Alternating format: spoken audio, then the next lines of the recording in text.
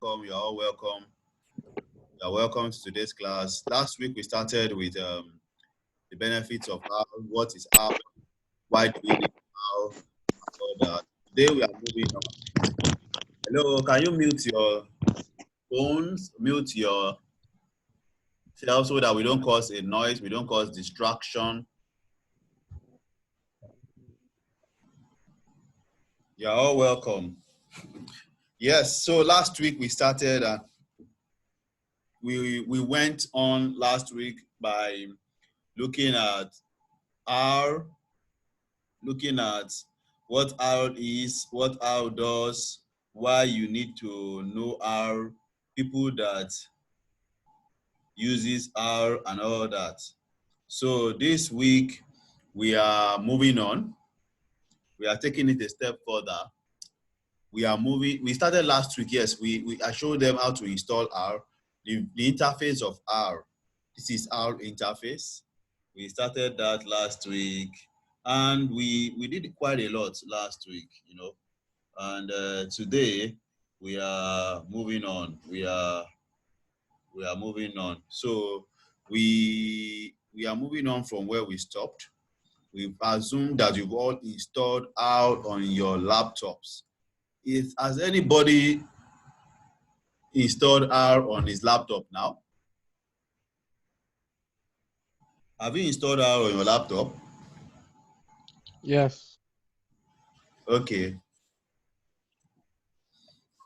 The other guy is not talking, so. I've installed R on my laptop too. Okay. Thank you. Okay. So were you here last week? No, I was not here last week. Okay. So if you have installed R, then you are familiar with this thing I'm showing on the screen. This is the R Studio. This is R Studio. This is R Studio, the GUI that makes R easy to use. If you have installed R and you have not installed R Studio, you won't have this. If you installed only R and you didn't install R Studio, this is what you will have. This is R. Let me show you R. This is what you will have. But if you have installed the R, this also works because it's not easy to use like the other one. You can type your codes 5 times 8. It gives you the answer. This is R. But if you have installed R Studio, you get a better interface, which is this one. But before you can install the R Studio, you must have installed R first. Once you have installed R, then you can install the R Studio. R Studio is just a GUI.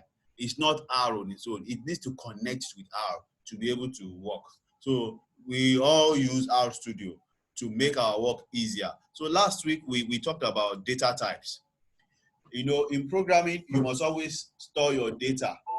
Your data must be represented in a variable. When you say y is equals to 1 in programming, what you mean is you are saying you are assigning the value 1 to R. Normally you don't need that as human being. You just say 1. But in programming, you need to assign that 1 to a variable, and that variable is called data type. That variable you are assigning it to is called, the reason we call it variable because it can change with time. You can change that y from y is equals to 1. You can say y is equals to z. You can say y is equals to 10. You can say y is equals to p. You can say y is equals to 12. Y is equals to 50, as you like. So that is why we call it variable. So that y is a data type. Data types are the classes of category, how you categorize your data in R. So you can either categorize your data as integers, you can call them strings or character, strings. You can call them numeric. You can call them logical, and you can call them factors. So if your data, that is why we talked about this last week, that if your data is, this is how you represent something in R. You will say the variable you are declaring, num, like this one, I am declaring num, and is equals to 3.1. We don't use normal equal to in R. We use this sign. If you see that sign, greater than an iPhone. That is the way you represent equal to. So here I am saying num, which is storing 3.1. So that means I've assigned the value 3.1 to num. So we talk about this as a numeric data type. Then we talk about this as integer data type. When you know, because it's 3.1, it's numeric. But when it's integer, integers have no decimal numbers. So when you say, for instance, you say kp or kp equals to 9. That means I've assigned the value 9 to kp. So that kp is an integer because it's not storing decimal values. So you know the difference between integers and numeric. How do I know it's integer? If I say class kp, I want to know what data type it is, and I run this code. I highlight it and I run it. You see, when you run in R, it comes here and give you the output. So you can see that here, kp is equals to 9. As kp is numeric.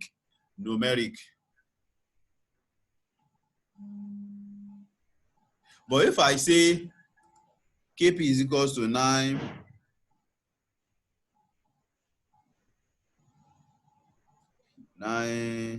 okay, let me say 9.1.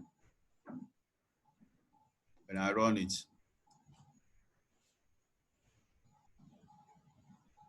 And I check it again. It's still numeric. Okay, let me now convert kp to integer. How do I convert kp to integer? I'll come here and say, let's say kp2 is equals to, and I put a function now. I'll say as dot integer kp, and I put kp inside. There, that means I'm forcing that kp to become integer, and so I run this code. So, and I now say class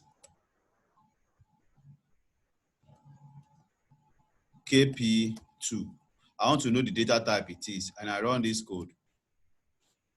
See, it tells me it's integer now because I forced it to be an integer. You get it? So this was some of the things we talked about. If you need to know more about last week class, you can let me know. Just give me a WhatsApp chat. I will be able to explain better and better to you. We also talk about another data type called string data type. This is how they look. You say character 1 is equals to, and when you are when you are assigning a value to string, you must always put quote. So that means learning R is fun has been assigned to character 1. And when I run it, you will see when I run this code now, this is how to run. You can see it runs, it tells me this, and I declare character 1, it gives me the output of character 1. You see, this learning R is fun is displaying. It's when you want to display what this thing is, what is stored in character 1, you just type that character 1. It will display what is inside for you. You understand? That is why you see the output here displayed again. When you run the code and you don't tell it to display character 1, it won't display it. It will just run the code, and it will run this for you. But if you want to see what is inside, what is inside the variable, the data type, and you type the name of the data type, which you used earlier here, it will display it here for you as learning how it's run. That means it's emptying what is inside, telling you what is stored inside. So that is the character data type. Then the other one we talked about was logical data type, where I declare y is equal to 34 and z is equal to 50. And I say z is greater than y. Let me run this code so that you will see how it works. So if I say z is greater than y, is it true? Is it less than y? Is it true or false? It's definitely false, isn't it? Because 50 is not less than 34. When you run this code now, let me run it so you will see. Let me run it. When you are running it now, you highlight it and you click run. So when it runs, go down here, you see the output. It's run every line I highlighted, and it tells me that no, it is false, which is true because 50 is not less than 34. So those are logical data type. So that's how you work with R with logical data type. So I've explained logical data type, I've explained character data type, I've explained integer data type or numeric data type. So I want you to just try it on your own. I can give you this code so that you can run it on your R too. So what you will do is, once I send this code to you, you open it on your laptop and run it. You will see the same output I'm seeing. Is that okay? All right, that is cool. All right. So today we are moving to data structures. So if you notice that when I was talking about this data type, I was saying you store value and you get the output. You store value in it, and you see the output, you store. But you notice that you can only store one value at a time. Like when I said character one, car one is equals to learning R is fun. I can't store another one. Say, okay, I want to store more. OPPPT or 01111 or this. No, you can't. You can only store one value. You can see R is already giving me an error, telling me that unexpected token. You see, that means there's an error in my code. So for data types, you can only store one at a time. But when it comes to data structures allows you to store multiple values at a time. So what are data structures? Let me move to the manual. What are data structures and what are vectors? So data structures are used to store and organize data. When you store your data, they comprise of multiple data types. They are easy and convenient way to manage your data. So if you look at an Excel spreadsheet, for example, this is a typical Excel spreadsheet. In an Excel spreadsheet, we have three columns here you are seeing. We have a column for name, age, and score. So we are storing the values Bob, Alice, Ruby, Alex. So we can assume this to be a data structure because it has many values. It has four names inside it. And the values it has are called strings or character. So this is a data structure. So you can look at name as a data structure, storing how many values? 4. 1, 2, 3, 4.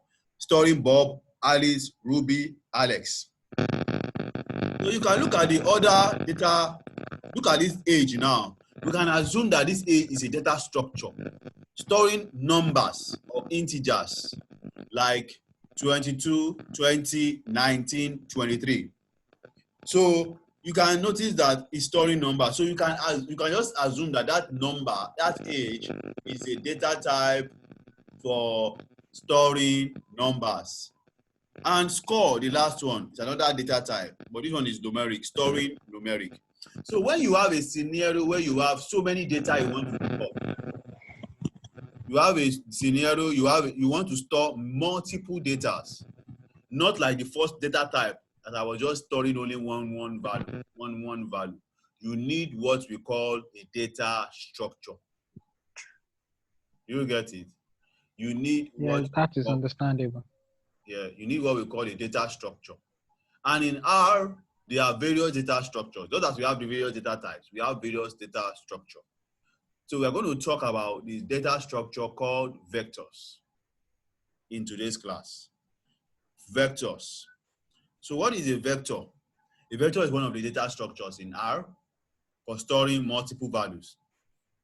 But one peculiar thing with vector is, I want you to just note this very, very important point. One peculiar thing about vector is that if you are storing your data, it allows only the same data type at once. You can't store another data type. You can't store mixture of data, the various data. You can't store numbers and alphabet together. So if you are storing numbers, it's going to be only numbers. If you are storing letters, alphabet, it's going to be only alphabet. You can't have a mixture of both. A vector is one way. If you are going to store numbers, go for numbers. You're going to store strings or alphabet or characters, go for it. Store only that. So if you look at this age now, age here, the second column has 22, Bob 19, 23. This won't work in R at all. That is why I started. I said if the data in a vector is of different data types, R will display an error or convert all the data to a single data type. You understand? So if you say you want to put Bob here by force, it will turn everything to character data type for you. And you won't be able to perform mathematical calculation on it anymore. So that is that about data type. So I've explained the difference between data type and data structure. So we're going to look at vectors, as I said earlier. And I'm going to go back to R, and we're going to start with some examples. So this is my R. I'm back to R. And I'm going to talk about data structures. Here, what you can see that I highlighted, I put a comment. So if I want to put comment in R, I put hash. Anything you type after the hash is regarded as comment. It won't, what do we mean by comment? It means you want somebody that is seeing your code to be able to understand your code. So you put some comments there. And when you put comment, R normally, when R is running the code, it normally ignores comments. It doesn't run the comment. But comment is for you to understand why you put the code there, what the code is doing. And when somebody else sees your code, the person also will be able to understand what the code is doing, why the code is doing it. That is what comments are. So I normally put comments because I'm teaching, I'm a teacher, I like to always put comments. So now I talk about vectors now. So I want to explain how do you declare a vector in R? How do you write a vector? What is the way of writing vectors? It has a formula. It has a system of writing it. If you want to write a vector, you write, it's not necessary you call it vector. You can call it anything. It can be take, it can be gold, it can be anything you write here for your data structure. It can be any name. I'm just using vector 1 because I want to explain. So when you declare the name of the vector, you say it's equals to, then you will see a C here. This C is a function called C operator or concatenate. So when you are declaring a vector, you must put this symbol C here. Then you open bracket and put the numbers. You can see. So this my vector is storing 4 numbers, 9, 8, 2, and 7. Don't forget, you must put this C followed by brackets. Then you put the numbers, comma, comma, separating each number. You can see the difference between this data structure and data type. If it was data type, you don't need to write all this long thing. So if you want to see the output of this vector, you run it by type. You want to see what is inside this vector, you type vector and it will give you the output. So if I go here and run this code, I highlight it and run it. I can even remove this. I clean it. Let me run it. Now I've run the code. When you run code in R does it line by line, and it stops where you highlight it. When you highlight stops. So the first one I highlighted was vector is equals to this. It shows me that, and I say I want to see vector, and it displays vector for me. Vector has just one row. That is why you are seeing 1 here in this box. Here you are seeing 1. It's just 1 row. And how many columns? 1, 2, 3, 4. 4 columns, but 1 row. But R will only declare the row for you. All right. So you can see the output of my vector. All right. So do we get how to declare a vector now? It's straightforward. You put the name of your vector, equate it to the elements that will be inside. So these 9, 2, 8, 7 are the elements that what the vector is storing for you. Do you get it?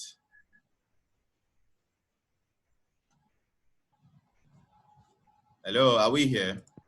Yes, we are. I actually got that. Thank you very much. Okay, okay.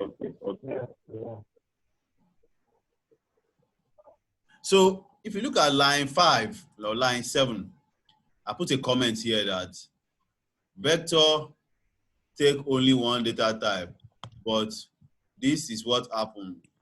Okay, so if you look at this, my vector, I declare another vector 2. You see that this vector, I put numbers and I put a word inside, which is wrong. I now put a word, I put Bob. And I told you, vectors can only take one kind of data type at a particular time.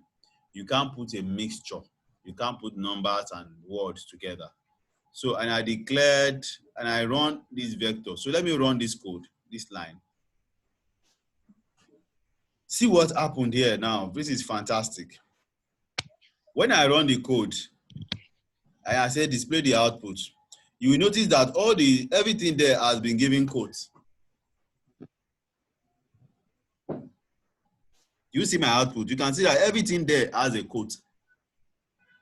So what happened in that case is that R didn't give me an error, but what R did was it turned everything to integer and string data type, or we call it character data type, because because of what I said earlier. I told you when you are using a data type, R, and you put a mixture of data inside it, you are not sticking to whether it's numbers or characters. You mix both together. R will turn everything to character. So what you are seeing there is this is no longer one.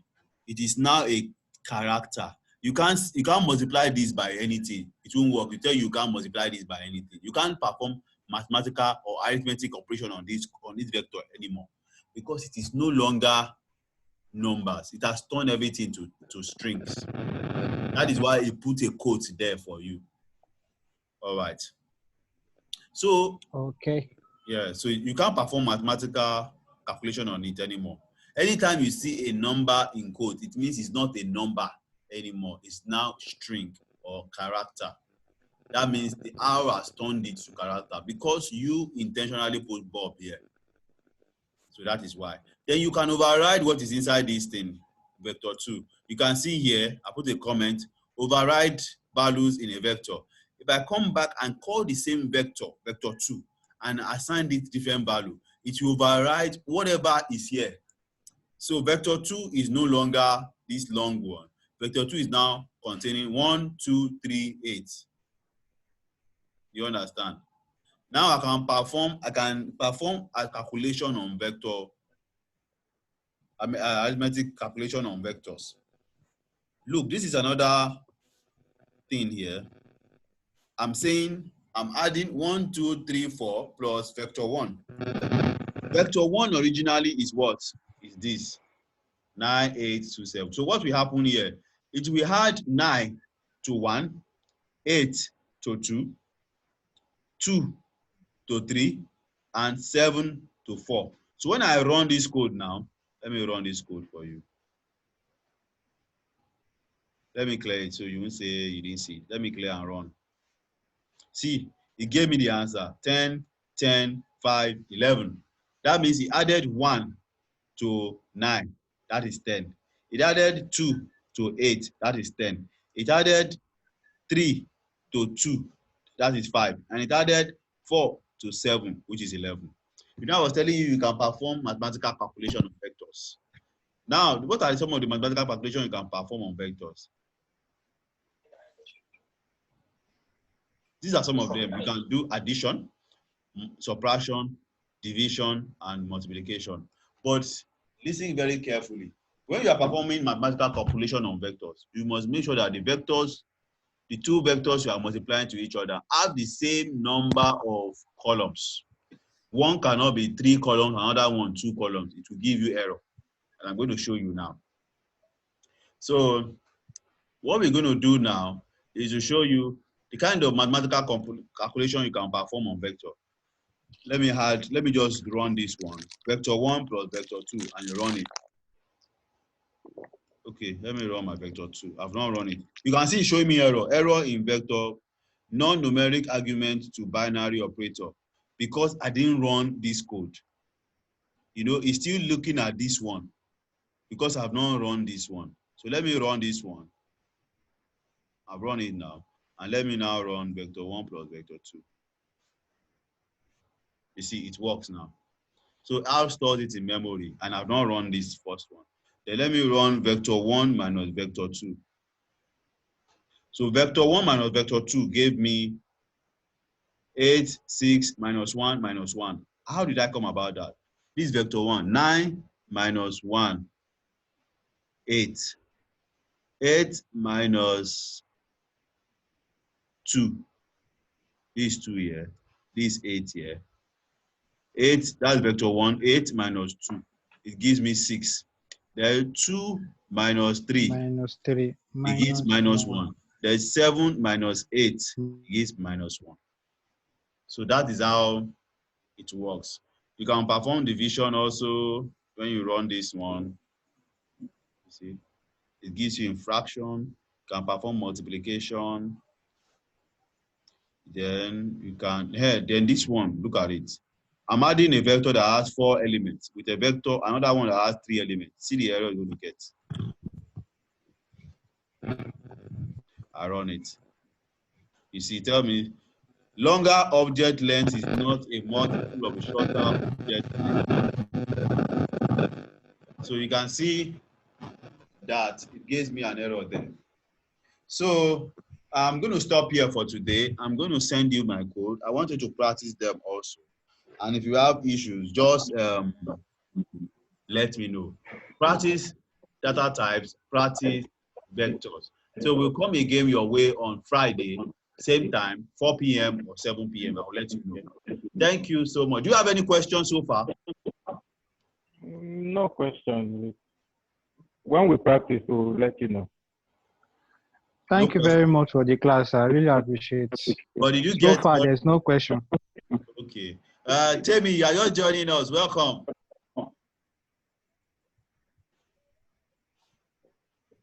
Temi, I guess it's not online. But I want you to try and practice what we've done today. I'll do that. I'll try I'll send that. you the codes. Though I have problem with installation of R Studio. I'll work on it later today.